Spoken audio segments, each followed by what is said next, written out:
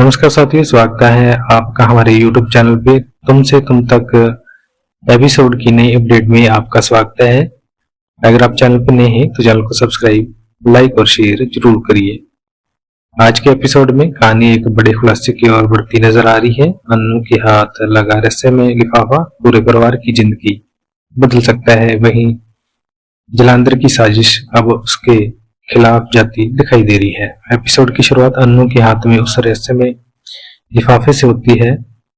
पूरे परिवार की निगाहें उसी पर टिकी होती हैं।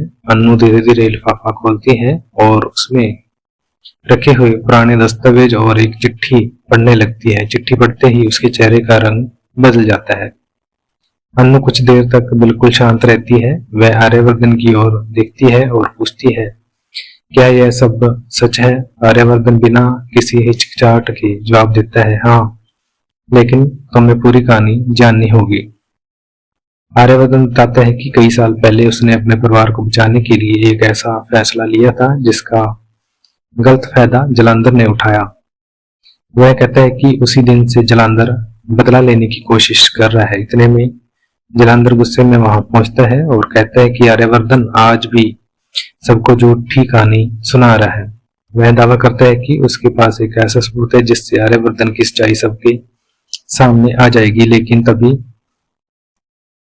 झंडे आगे बढ़ता है और कहता है कि उसने जलंधर की सारी साजिश का पता लगा लिया है। वह मोबाइल में एक वीडियो दिखाता है जिसमें जलंधर अपनी साथी के साथ नकली दस्तावेज तैयार करने की बात कर रहा है। वीडियो देखते ही पूरे परिवार के होश उड़ जाते हैं। गायत्री देवी गुस्से में जलंधर से पूछती है कि उसने परिवार को तोड़ने की कोशिश क्यों की। जलंधर कुछ पल के लिए चुप हो जाता है, लेकिन फिर कहता है कि उसका बदला अभी खत्म नहीं हुआ है। उधर अन्नू को अब एहसास हो जाता है कि उसने अधूरी बातों पर विश्वास करके आर्यवर्धन को गलत समझ लिया है। वह भावुक होकर आर्यवर्धन से माफी मांगती है। आर्यवर्धन मुस्कुराते हुए कहता है कि रिश्ते में सबसे बड़ी बात विश्वास और साथ निभाना होता है।